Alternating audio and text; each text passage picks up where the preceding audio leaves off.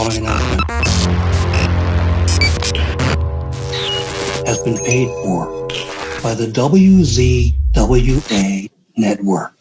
Ladies and gentlemen, welcome to the WZWA Network and welcome to our review show here of WWE Extreme Rules on October 9th, 2022 from the Wells Fargo Center in Philadelphia, Pennsylvania.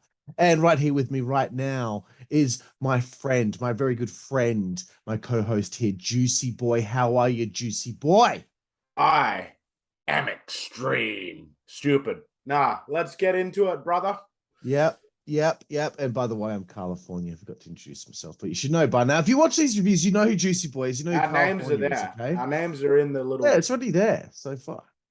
Right, bro. Last year's Extreme Rules was dreadful. Oh, God. Dreadful. They did have any Extreme Rules matches on last year's Extreme Rules show.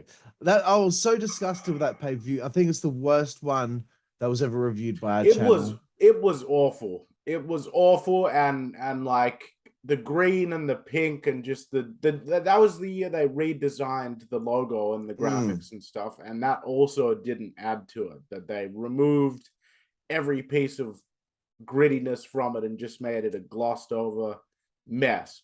But this edition reviewing here was a little bit different. I'm gonna say at the outset, I enjoyed this show. I have a lot of good things to say about it. You know, and yeah, I think it's going to be an interesting one to talk about. Yeah, bro. It's like we're getting back to what Extreme Rules the show was supposed to be about, where every match had like a different extreme stipulation. That was the whole point of it. But you know what? From now on, bro, I am not bothering downloading the kickoff show because I thought, oh, maybe they might have a pre-show match. No, it was at the panel. The panel needs to end. Who sits there and watches them? Yeah, like nobody. Like, hang on, man. Just let me jump on my soapbox here for a second here. Like, because I just want to talk about these pre-show panels. That's a good point that you bring up. All right. A pre-show panel or like a kickoff show or a free-for-all, you know, they have them in boxing. They have them in mixed martial arts. You often see similar things put on before big sports games.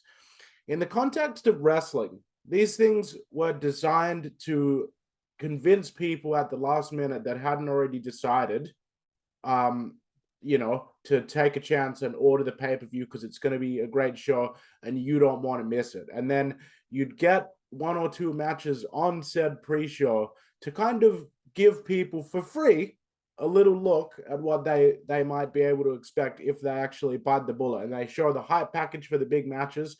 All this stuff may sound very obvious to seasoned wrestling fans watching this review. Here's the problem. Everyone that would possibly be watching these pre-shows today already have the WWE Network. They're already there, and it's exactly the same feed that's going to carry over from the pre-show onto the actual main show. If you're not going to put a match on there, if you're not going to do a little something to heat the angle up, an angle on there, what's the point? They could have chosen to do something. They could have had Daniel Cormier show up at the panel and reiterate that, hey, I'm not going to let anyone fuck me around in this fight pit match later on. They could have actually had whoever they have as the panel host, they could have had the fight pit be lowered down in the empty arena and actually had someone kind of look over it. Because newsflash, not everyone fucking watches NXT. For some people, this was the first iteration of the fight pit match that they saw, but they didn't do that. So if it's just going to be these idiots sitting at this weird triangle table, who in the fuck cares? Who is watching? What purpose does it serve other than to give these people a fucking paycheck and a reason for fucking... It's not worth the money that they spent traveling there. It's an hour of them sitting there having discussion about the different storylines and feuds and about a matches. Show that they were probably in the fucking production meeting, for God's sake. The most exciting thing I've ever seen in that pre-show panel ever was what occurred during the I Quit match later on. Yeah, I just don't understand. Like an hour of that, you can't give us anything else. So If it was, it was a yeah, waste of time, and I watched 45 seconds. I just skimmed. I'm just like, and I bet you it never moved from that static shot of the fucking table. no, every time, like no matter where I put it, it was still them talking, and I'm like, put Bobby Lashley on, give him give him a US title defense on the show. I don't care, just give me something. Just get somebody on there cutting a promo. Like, I'll say this as well before we move on to save us covering it throughout. These Miz segments with the Philadelphia Philly, like the mascot that kept on taking place backstage, I'll admit, sometimes if I'm in the right mood, I enjoyed a little bit of that because it didn't kind of overstay its welcome. But that's the kind of thing you could have shoved in the fucking pre-show. You could have started that in the pre-show and started that thread and threaded that with instead of having 4 of those little backstage segments on the main show, you could have had 2 of them on the pre-show and then maybe another 2 on the main show. Once again, then you're actually adding value to the pre-show. Nobody gives a shit about hearing Booker T or whoever it is, Jerry the King Lawler, giving analysis about fake wrestling matches that they don't fucking care about. And they're literally only there. Like, Jerry Lawler's... The only thing one last thing I wanted to say about is it just doesn't seem right to analyze something that isn't a real legit sport. Yeah. There's no tail of the tape to go over. There's no stats and all that, statistics to go through and all this stuff. It's storyline driven stuff that's just leading to people having a fight. Yeah. Like, that's all it is. How can you analyze that for an hour and think that anyone's going to find it entertaining? It's a waste of time, bro. Exactly, anyway. Dude. And that is why it used to work way better when you would have Gene Okerlund in like the actual studio room with all the screens behind him or whatever. And he'd go, let's take a look at what happened with the Macho Man. Because, it looks kind of official and stuff, but they're not trying to pretend that it's a sport because no other element of their product tries to kind of mimic a legitimate sport. Anyway, we're getting sidetracked. Let's move on. We went a little long talking about it, but needs to be said. It's annoying. It's just an annoying thing. Anyway, I popped for the spelling bee to start things off. I thought that was cool with Paul Heyman there. I was happy that there was pyro to start the show. That was exciting, but this is the thing I've got a problem with. And now WWE presents Extreme Rules. Like, it's so bland, and the opening song is Villain by Bella Porch, and I'm like, that song doesn't suit Extreme Rules. Give me Power Man 5000, bro. Dude, give me Monster Magnet or something. Even if it's not even if you want to go hip hop, there are a lot of badass fucking boss motherfucking rappers, guys and girls, rappers, R&B performers that fucking kick ass harder than that fucking generic pop song. And I want to say that as well, on that topic as well, wouldn't it be much nicer to just open to the arena cold and everyone's cheering and the ring announcer's in the ring and they're like, welcome to Extreme Rules. And then as they cheer, then the music for the first match hits. Why does it always have to be, like, oh, we're here live from Philadelphia and it's the Wells Fargo Center. Nobody outside of the Wells Fargo Center really gives a shit about that whole routine and stuff like that. Anyway, and also I thought the logo looks like a violet crumble. Man, good call. Good chocolate. It is a good chocolate. Okay, so the first matchup, the good old-fashioned Donnybrook match. I like it. It sounds like it's something that's up my alley. Sheamus, Butch, and Ridge Holland, the Brawling Brutes, taking on Imperium. What did you think of the first match, bro? Fuck, man, I loved it. I'm giving it an A- right off the top. I felt like this thing is my kind of match personally as a fan, but the thing that kept it together for me was like these guys were flowing with the crowd. These guys were giving the crowd what they wanted. They were doing, right when the crowd wanted to see it, the babyface would start making a heroic comeback. And right when it was at a fever pitch, the heels would knock them back down. There was no intricate technical footwork or flippy dippy whippy stuff, with the exception of Pete Dunne's moonsault, which was, they did that really well to make it look like this guy's just crazy enough that he saw that these guys were there in a group fighting together. They didn't stand there looking at him and then boom, He dropped the moonsault. This thing felt like it could have been a legitimate fight. I saw children in the audience that were like kind of cringing with like it looked brutal. I saw adult fans in the audience like wondering what would happen. I don't want to forget about this, so I'm going to mention it here. These two teams as well actually behaved like teams. You would see them actually getting together and regrouping. You could hear them yell things, instructions over to each other. They actually performed their characters throughout this whole thing. None of them deviated from what would make sense for them to do just in order to get some spot done. Everyone was expecting a knockdown, drag out, fucking, a fight. And that is what we fucking got here. It was the definition of a Donnybrook. And I think that one of the big highlights for me was like Gunther took a hell of a fucking bump through the announce table. I thought that there was an incredible, the finish that was done on Vinci. I thought that was beautifully done. I just liked it. That's all I wanted to. I'm finished with the review for this match. A-, tremendous match, fucking amazing. Like as soon as when I was halfway in, I was like, this is already better than the last AEW show I saw. Like honestly, I'm sorry, but it was. Like, I'm just laughing, bro, because you dropped the F-bomb so many times. I only just started noticing how many times. It's Sunday. Let's keep the F-bombs to a minimum. All right, cool.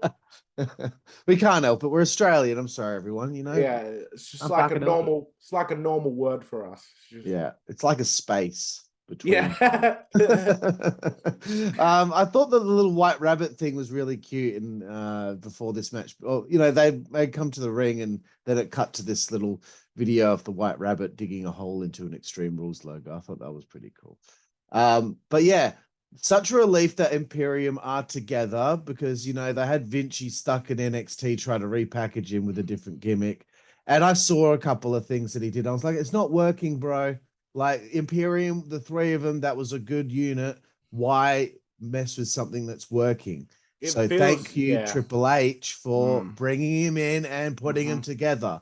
I really like Imperium's theme song as well. I feel like they're the real deal. Like you believe that that's who they really are outside of the ring. Yep. And I guarantee you, Vinci and what's the other guy's name? Ludwig Kaiser. Kaiser, yes. That guy's getting a good piece of pussy, man. I bet they have a lot of female and a lot of gay fans as well.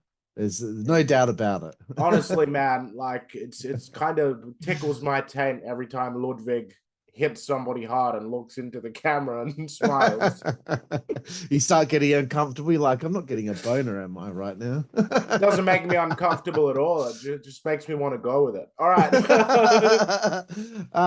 So yeah, there was a heap of heat from Imperium on the Brutes early on. Like Brutes just couldn't get it together. And I like the story of that, bro.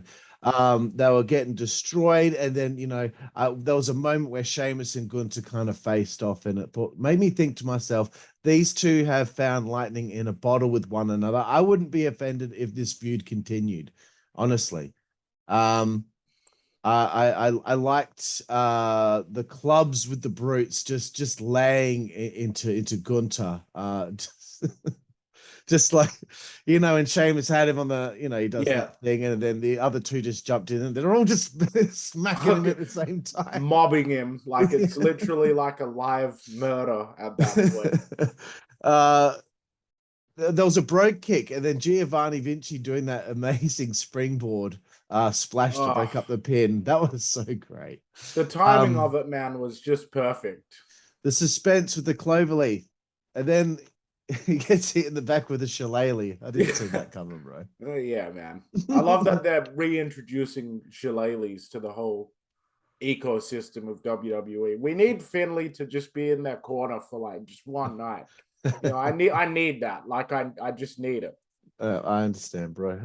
One thing I thought throughout this though was Rich Holland. He feels a little bit out of place. Like I felt like he was just kind of there.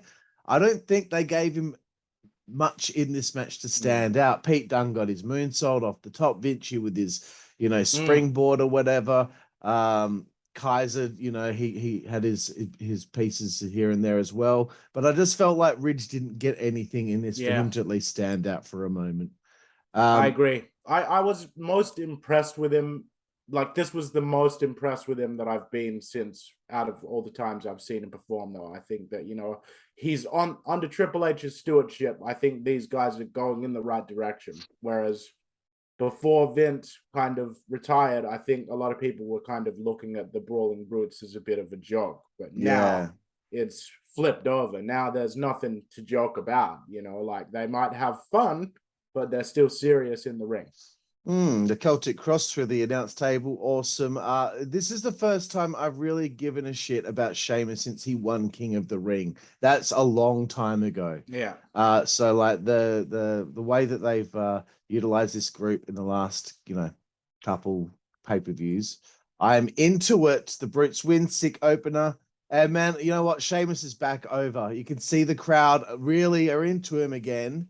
And all it took was probably just a couple of tweaks to make him a little bit more interesting. And the people are with him, bro. Not hard. And he has had, and because like people tend to sleep on him a little bit. They forget the kind of career that he's actually had. And whether you like what they've done with his booking or not, he's just never had a bad match in the ring. Every match looks physical and intense. So it's good to see him kind of getting a bit more of that respect. And for everybody bitching, oh, fuck Vince McMahon, Triple H is a god. Guarantee you Vince is on the phone to Triple H telling him, good job, pal. Guarantee you Vince likes what he sees. Very nice, bro. Let's move forward. And by the way, before we move forward, Jooseyboy, I just want to make something really, really painfully clear to you. Okay, when it was your turn to give your thoughts, I didn't butt in once. All right, when I gave my thoughts, you butted in at least 11 times. All right, I'll make sure. It's just because when you start giving your thoughts, you get all excited. I jogs know. my memory of shit. All right, I'll be good. All right, unless it's really important. Okay. Bro, okay, Liv Morgan, Ronda Rousey. This is like the third battle between the two of them, or maybe fourth, I don't know. But Liv has 2 wins on Ronda, so I was thinking going into this, I don't know if Liv can get through this one. But I was pumped because you know what? I like Liv Morgan for many reasons, Jooseyboy.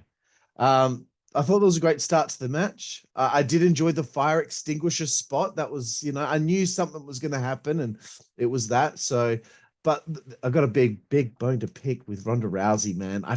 I fucking hate that Piper's Pit move. It is a horrible move. It is ugly. It is an ugly move. It's never executed where it looks devastating. It's a terrible move. Jeez, I hate it.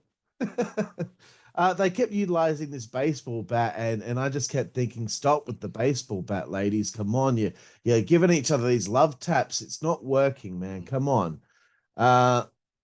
There was a shame with the chair. They had it set in the corner, and then the chair fell out of the turnbuckle. So that kind of botched their spot. And because I thought they were doing well up to that point, aside from the love taps with the baseball bat. And then Liv gets the chair and he's whacking Ronda all over the place, and not in the head, of course, but it just kind of hurts the effect of the chair shot when they're clearly trying to avoid the person's head. But things were lifted again when Liv put Ronda through the table with that senton. Really liking that. But of course, soon after that, Liv was made to pass out, and Ronda won the championship. I mean, I guess it was quite suspenseful during that last portion of the match, but I think the previous match that these two had was much better. Jooseyboy, what were your thoughts on the SmackDown Women's Championship match? Yeah, well, as it started, I wasn't really into it. I like Liv Morgan. I think that she actually does have a star quality to her. It feels like she actually cares about doing this and wants to be good at it. Watching her reminds me of watching Trish Stratus as she kind of felt her way, like it started evolving into becoming a really good in-ring performer and overall performer. I think Liv Morgan is destined to be kind of the modern day equivalent of that. I think people are going to grow with her. Fans are going to grow with her becoming better and better, because I think that she's got that desire. That's the number one quality that I admire about her. Ronda Rousey definitely works better as a heel. I liked that I could hear little things from her, like, where you think you're going, bitch? What do you think of this, bitch? I can hear her trash talk. And she showed disdain and disgust towards her opponent and towards the whole situation. And it works way better than trying to manufacture a babyface persona out of someone who probably doesn't really like fucking around and being all happy, playful, happy-go-lucky all the time. She's a professional athlete, and she's got that fighting spirit. The match itself, though, didn't think it was that great, although the dramatic tension that these two did their best to build in terms of making Liv look like she was in trouble was hooking me in by the end of it. Like, by the end, I felt that I was getting invested just by the effort that these two ladies were going to, because yeah, it came off a little sloppy. It didn't always work in every place. They maybe overdid it with the weapon shots, like you said, but it still managed to keep me invested, and so I'm giving this a C plus. Although I agree with you, I thought the previous pay-per-view match that they had was probably a little bit better. Yeah, I don't know. I think sometimes when you implement like weapons and things of that nature, too many elements for like Ronda's still technically kind of green when it comes to wrestling. So, I just think when you add these elements, it can lead to a bit of sloppiness, I suppose you could say. Let's move forward, though. Strap match, bro. I never thought I'd see a strap match, in this day and age in the WWE, but obviously Triple H likes this kind of thing. Karrion Kross taking on Drew fucking McIntyre. He's from fucking Scotland. What did you think, bro? I'll be honest with you. I like these guys. I like the presentation of Kross with Scarlett. I think that everyone involved clearly knows what they're trying to do and they know where they want to go.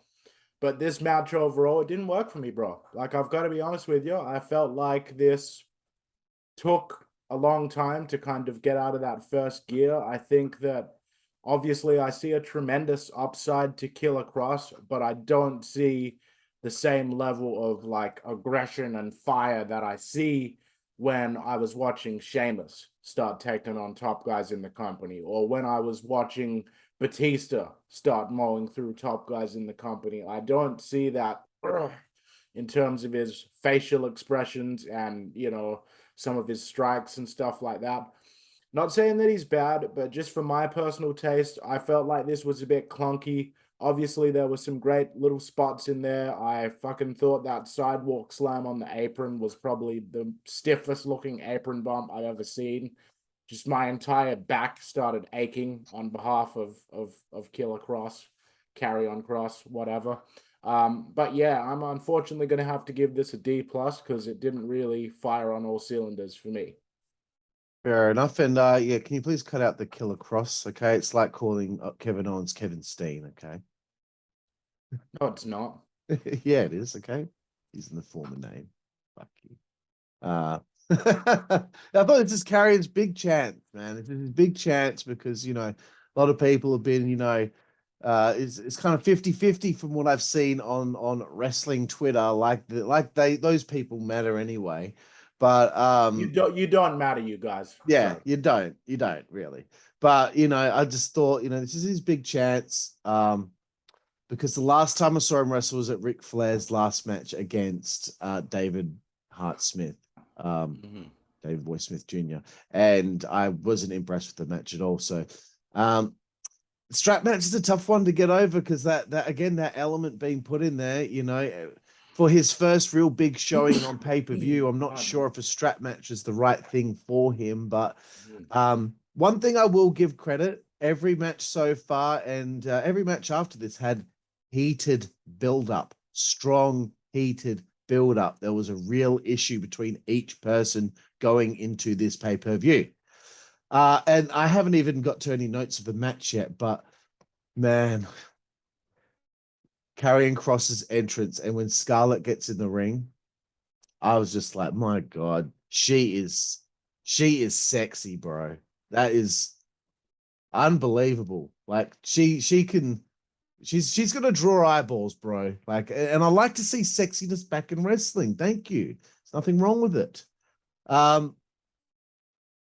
They brawled all through the building, and I did pop when the bell finally rang, like after 15 minutes. But I did think this went a little too long. Knowing that there was a fucking I Quit match later on, I was just like, there's so many matches that drag out. It's like having a last man standing match on the show as well, But I did like the story of Scarlett being the equalizer. Every time it looked like Drew was about to get there, about to finish things off, she would always be implemented at the right time. And I did think Kross needed to win this one. And I like the fact that she was a factor that led to the finish with the pepper spray. And Kross gets the win, but I think he's going to have to work on that cross hammer finishing move of his. I'm not sure if I'm into it. It just, I don't know. He might need something else, or it might need to be executed differently. But yeah, it was okay. I was mostly focused on Scarlett though. So let's move forward. And I'm not talking about any of the Miz backstage things, bro. Okay. I'm not wasting my time with that. Ladder match, Bianca Belair, Bayley for the is it the Raw Women's Championship? I can't remember, bro. These, gosh. But anyway, I'll get through my notes quickly. Bianca's entrance will never not annoy me. Just wanted to say that. I find it irritating, the dancing and the hopping around, and I get it. The kids like it. The people in the audience like it. They're dancing along as well. But I hate it, bro. Bayley's got to work on those clubs to the back when Bianca is climbing the ladder. Come on, ladies. Like hitting like that, that's not going to make you fall straight off the ladder onto your feet. I'm sorry, but you got to hit him. I want to hear the meat on meat. Come on. Hit each other. It's the small of the back is really a great spot to hit someone. Sunset flip into the ladder in the corner by Bayley. That was very innovative. I liked it. And then the elbow onto Bianca on the ladder again. Another great spot. That was fucked. Yeah, you can see how stiff it was, bro. The KOD. I just think that's a great move. And of course, Damage Control, Dakota Kai and Io Sky got involved, which ended in a double KOD, which is a little sloppy, but you try and do one. Or you try and do one to two people. I don't care how sloppy it looked, man. It was cool. But I bet people are going to be like, oh, they messed that up. No, you try it. You fat motherfucker. KOD onto the ladder, dude. And I was like, definitely the finish of the match. Definitely the finish. And then they shoot to the crowd, and all the kids are happy because their little friend Bianca Belair won the match. I hate the fan favorites of the kids, bro. I always will. Okay, your turn. What did you think of the ladder match here, bro? I think that Bayley has really started to come into her prime as a heel. I think that she absolutely was a tremendous ring general in this match. I think Bianca Belair as well is a fucking star, bro. Yeah. To me, she is going to be the female face of this company. Like, she is somebody that, like, she actually makes her own ring gear, like, very often for big shows. Like, she's somebody that she's such a tremendous athlete. She's just got such a beautiful smile. She's just like, every time that she attempts one of these big, oh my God type feats of strength, she ends up nailing it. She ends up delivering. At the end of the day, when the going get, like, when push comes to shove, Bianca Belair delivers in the big moments. And I think that that is a key quality to being a big star in the WWE. I will be honest with you, I was skeptical about doing a woman's ladder match, like, that wasn't a multi-person ladder match. But this is one of the best ladder matches I've seen in a while. Like, I cared about this ladder match more than I've cared about many recent ladder matches, such as the AEW fucking casino ladder match. I hate it. Yeah. No, hang on, man. Hang on. like, I like the fact that they actually found ways to use the ladders and make them look dangerous. The ladders would sometimes fall. They wouldn't always move the way. Thank God they're finally letting the fucking commentators actually acknowledge stuff like that. Yeah. There were a number of things the commentators did that I really enjoyed. I'm like, oh, they're actually being allowed to kind of call what they see instead of everything having to be manufactured so that they're calling what is expected or scripted to happen. Yeah, I thought this was a hell of a match. I'm going to give it my trademark B minus. Look, I also want to point out that I think the finish was just fucked. I think that was a cool move and everything, but I actually was genuinely fucking worried that Bayley might have fucked up her mouth or her teeth or something like that. I think that looked rough. So I would really much rather see Bayley not have to get all of her teeth replaced and be on the shelf for a year, especially when she's on such a roll. But other than that, fucking tremendous effort. By far the better of the two women's championship matches. And in saying that's with me having enjoyed the first one. Yep, very good, bro. Let's move forward again for the I Quit match. Edge taking on Finn Balor. What were your thoughts? At the beginning, man, at the beginning of this match, I was thinking, oh no, like this might be the death knell for Finn Balor because now he's got this new faction. He's turned heel. He's showing a little bit more charisma than he had before, but it's still not there. I'm still not seeing it, you know? And I was kind of thinking that for like the first 10 or 15 minutes of this match, I was thinking, oh, I don't think this is going to be great. As it kept on going, though, I was like, all right, now I'm seeing, you know, some shit from Finn Balor. Now I'm seeing him get into his element. Once the Judgment Day themselves actually interfered, even more so, I think that they as a package really feed off of each other really well. I think Edge's facial expressions, both guys with the way that they'd be groaning, trying to say like, no, I won't quit. I don't want to go through individual spots because I know that you'll probably talk about a couple of those, but I think as a story, this thing ended up being fucking tremendous. This to me goes to show that you don't need buckets of blood and 500 shots to the head or like thumbtacks to make an I Quit match enjoyable. Yeah, there's plenty of those things that have been in I Quit matches in the past that have been great matches, but here they really used a lot of the environment around him and things like that to just get this match over. And it was really a war of attrition. The longer that it kept on going, you actually start asking yourself as a fan, what are they actually going to do to finish this? You know, because they've now done, you know, they're throwing everything but the proverbial kitchen sink at each other. I thought that the work of every single member of the Judgment Day in this match was tremendous. I think Rey Mysterio with his little moment in this match was fucking tremendous. This is a good time to mention it once again. We're now seeing issues between peripheral characters outside of the main feuds dovetail into these main feuds. We're seeing people run in. We're seeing other characters influence the outcome of these major matches, and in turn it makes you more invested in what they're doing. Now I'm interested in seeing what Damian Priest is going to do. I'm interested in seeing what heel Dominic Mysterio is going to do.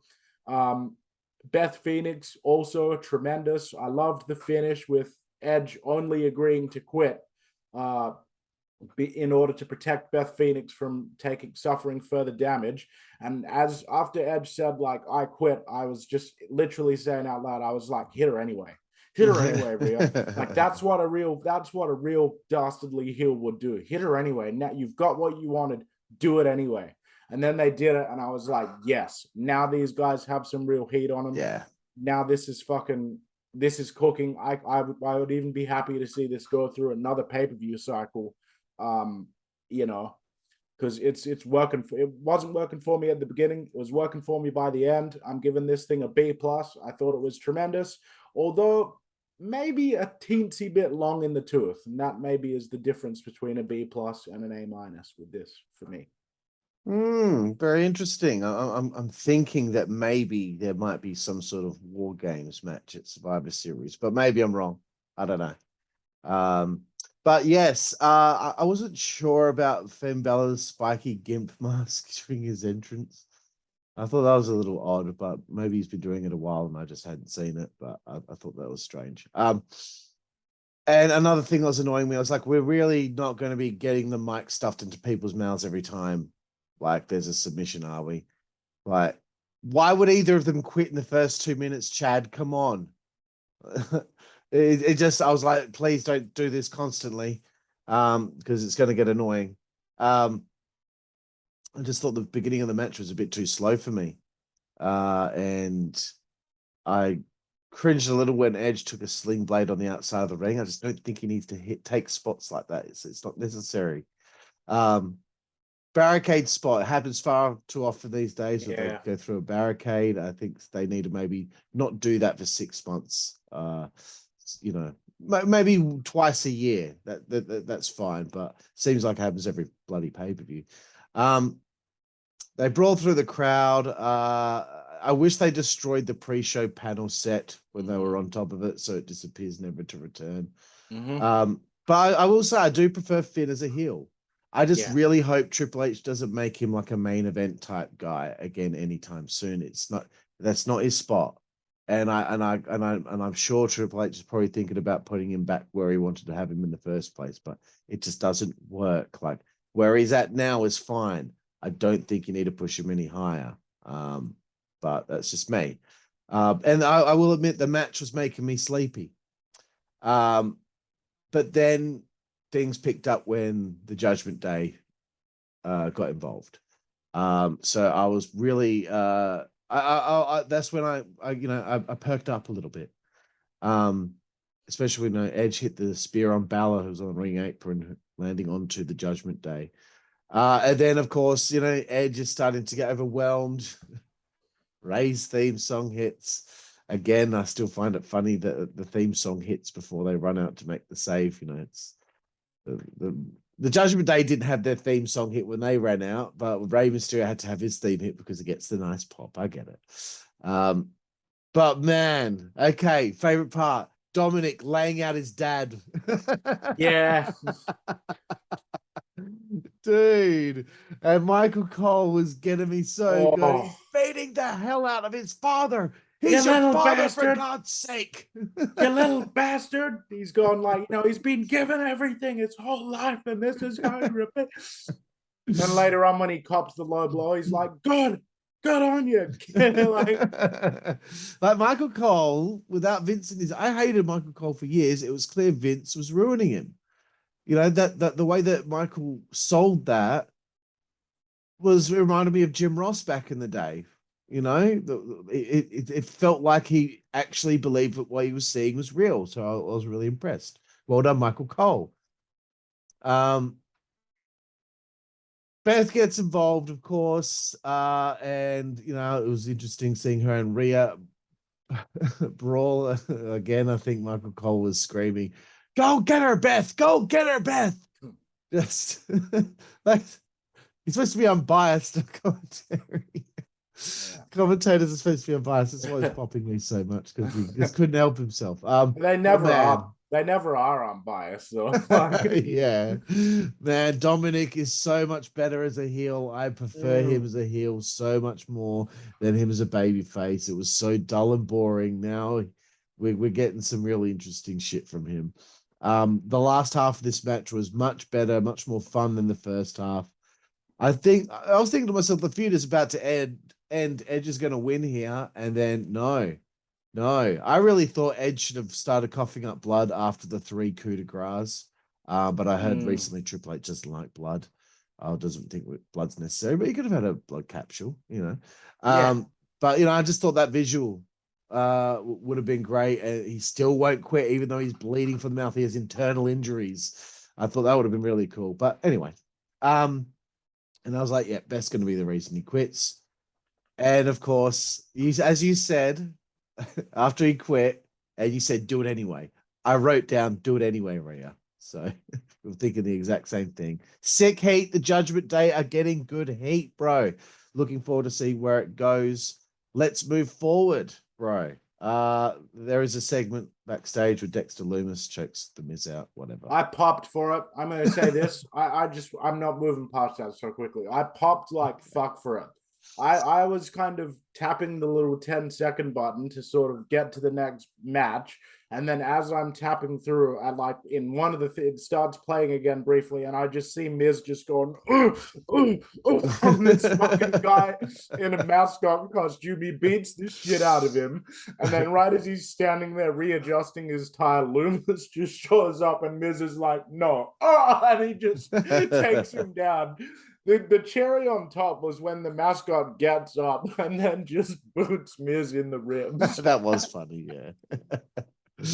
Oh my god. So yeah, bro, the main event is the Fight Pit. Oh, Matt Riddle taking on Seth freaking Rollins with Daniel Cormier or Cormier. As Cormier. I was right the first time. As the special guest referee. Take it away, bro. What did you think of the main event? Well, the first edition of the Fight Pit match, which occurred between Matt Riddle and Timothy Thatcher in NXT, I went out of my way to watch that because I'd heard that it was a tremendous match. And immediately I was like, man, this is kind of like a weird cross between the Elimination Chamber and the Lions Den. And I think that's cool.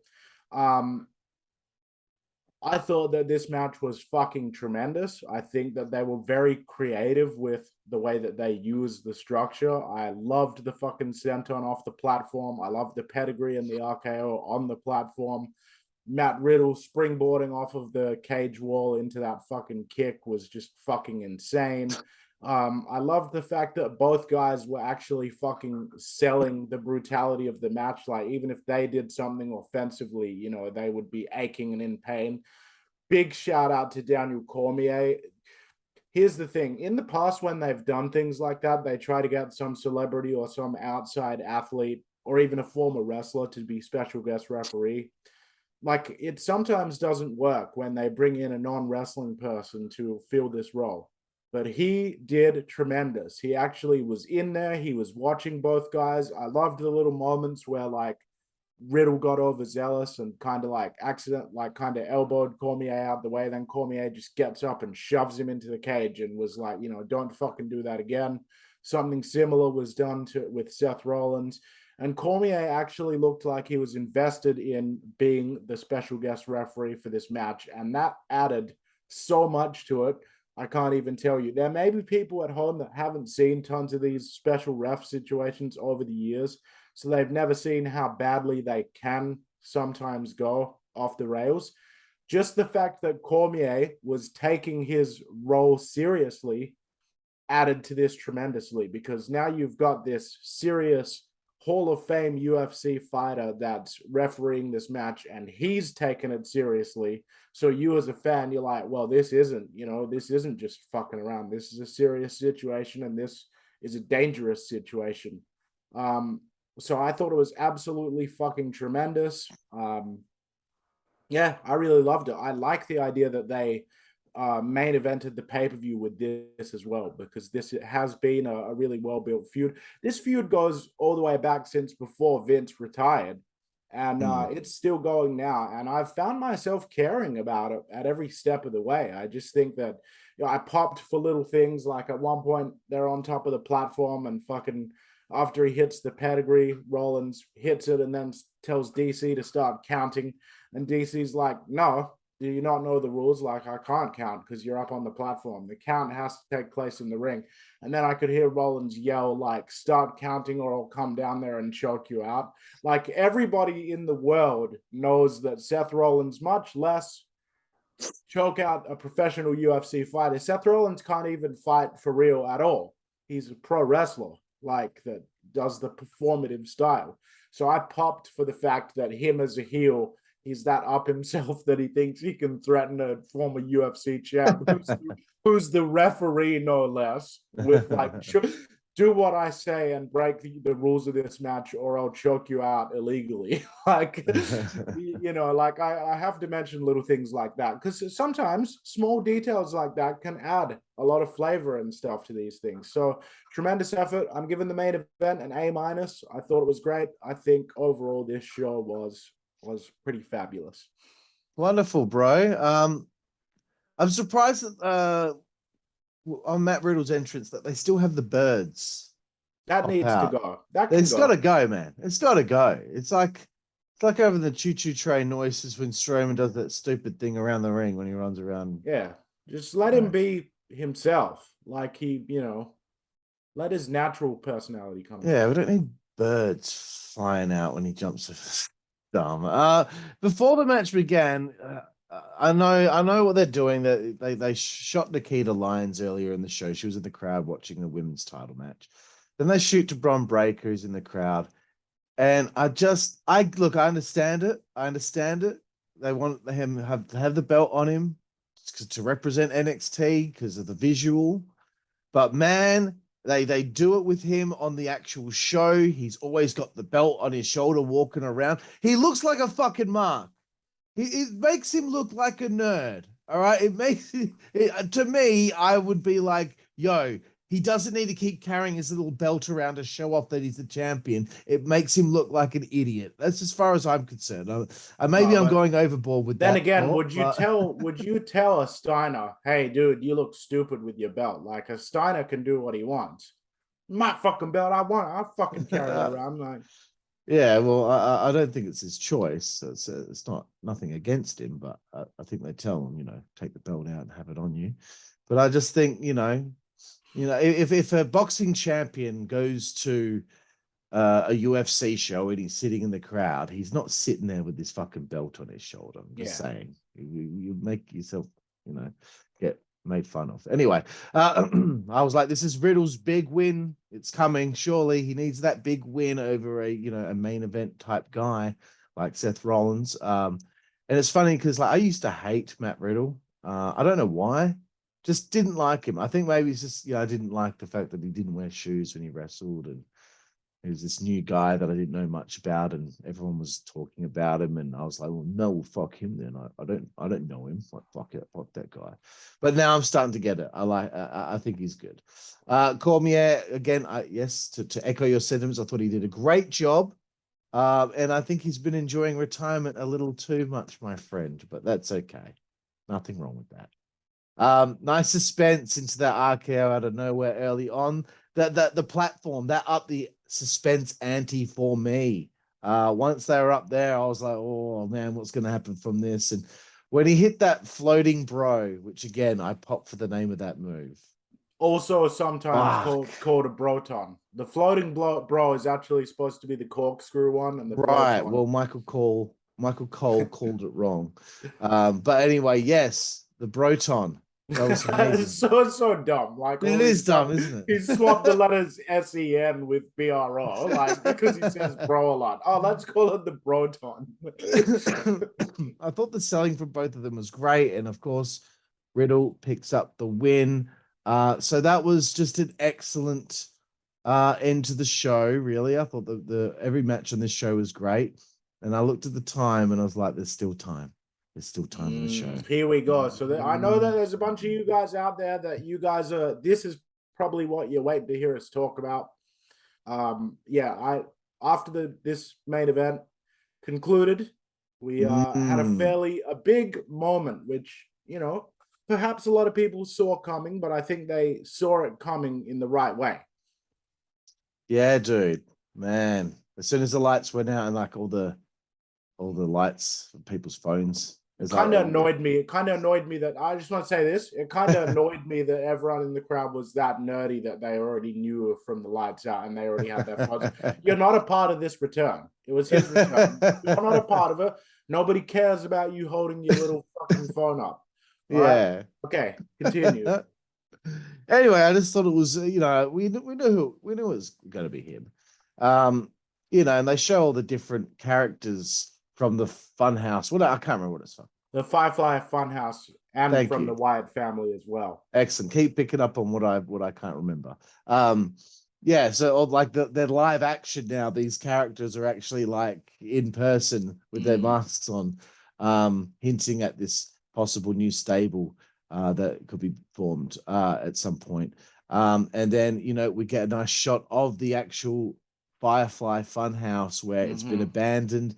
The puppets are all covered Covered in in cobweb. dust and there's It, cobwebs. it made me think, oh man, please tell me this means that this is the return of the Fiend and this is going to be actual Bray Wyatt. This is what I prefer that character, bro. Yeah. Anyway, beautiful sequence, beautiful stuff, shot very well. No one does stuff like this better than the WWE. And then, of course, we see the lantern, another very nice touch, very well put together. And of course, it is Bray Wyatt. What did you think of this, bro? I thought this was pretty well done. I would have shortened it by a tad.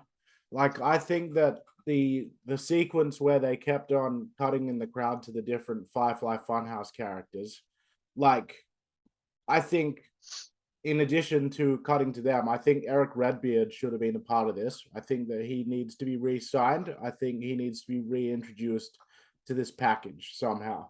I kept on waiting to see Eric Redbeard kind of be the last character that the camera hit right before Bray Wyatt came out. That did not happen. I was a little disappointed. I would have preferred that it just was compressed a tiny bit. I felt like the camera kind of lingered on that doorway a little too long. Almost felt like the WWE thinks that the Firefly Funhouse is a little bit more iconic than it actually is. People, make no mistake about it, like, people do enjoy that stuff, but they were there to see the return of Bray Wyatt. I kept on waiting for that guitar riff, that with the old theme music to come back.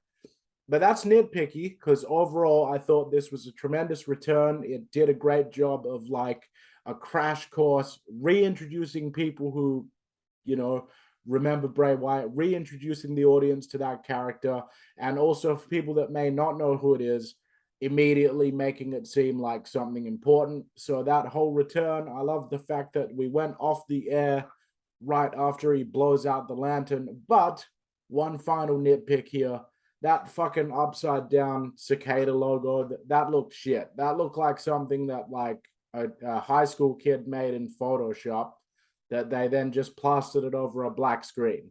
The best way to fucking finish this thing would have just been black, and that's the end of the feed. I thought that's what happened. Right. No, they actually, right after he blows it out, it goes to a black screen, but then there's like a new Bray Wyatt logo. Right, yeah. And it looked fairly crudely done. Like, it looked like something that someone on Fiverr was hired to do. So yeah. Once again, there's still a tad bit of that overdoing everything, a tiny amount here, but yeah, tremendous overall. Yes, I'm really excited that he's back, bro. I just think that they need a character like him right now on the show, and hopefully they do right by him this time, instead of like every time there was an important moment in that character's career, he always fell short when it mattered the most. So let's hope that they don't screw it up this time. He's still a young man. So bro, there we have it. Extreme Rules 2022. Actually, one thing I wanted to follow up on you with was these different characters that could lead to being in this supposed stable with Bray Wyatt.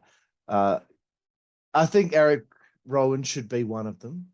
Although did he have the goat face? I don't know. He had the sheep's mask. Yeah. Right, that's it. Hopefully that shows up at some point, and he's reintroduced and brought back. I'd like to see Bo Dallas come in as like kind of like Lodi was in Raven's Flock, a bit more of a goofball kind of, but it's his brother. He's got to have his brother with him. I'd like Joe Gacy to come up from NXT and maybe join up as well.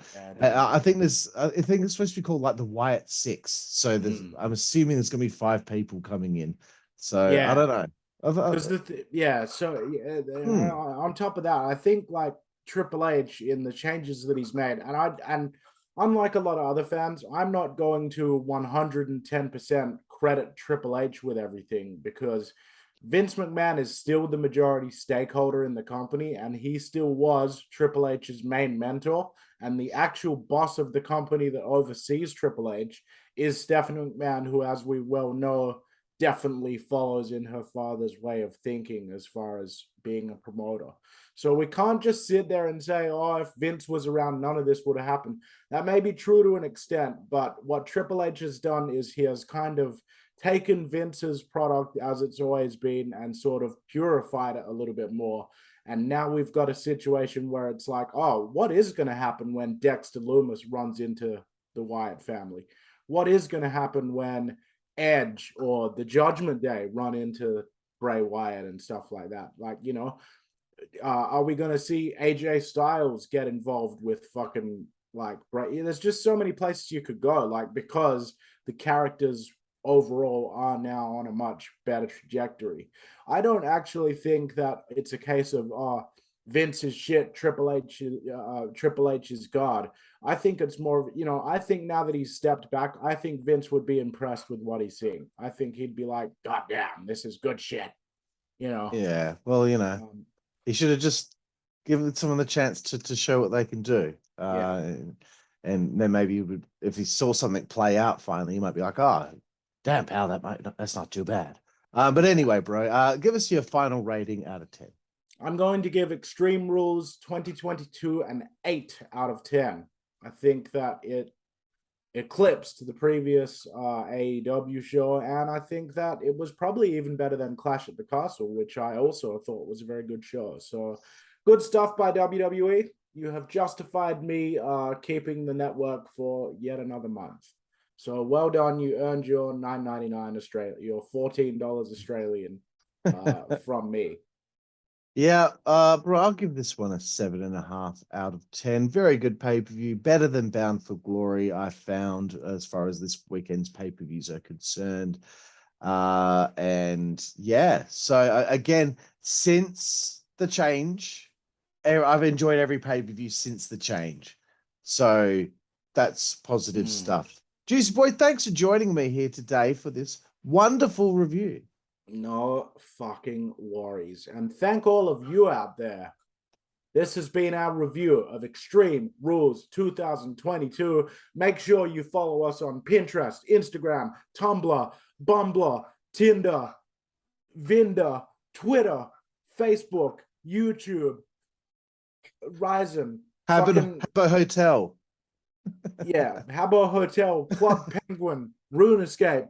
I don't know if we're on all of those, but we're on a lot of shit. If you type us into a search engine, WZWA Network, you can get in contact with us. Let us know in the comments below what your favorite match was and what your personal rating out of 10 was for Extreme Rules. And until next time, I've been Jooseyboy alongside my esteemed colleague, Karlifornia, and we will see you down the road. Network, that's the way we play. Good God Almighty. Dope Network, that's the way we play. Get puppies.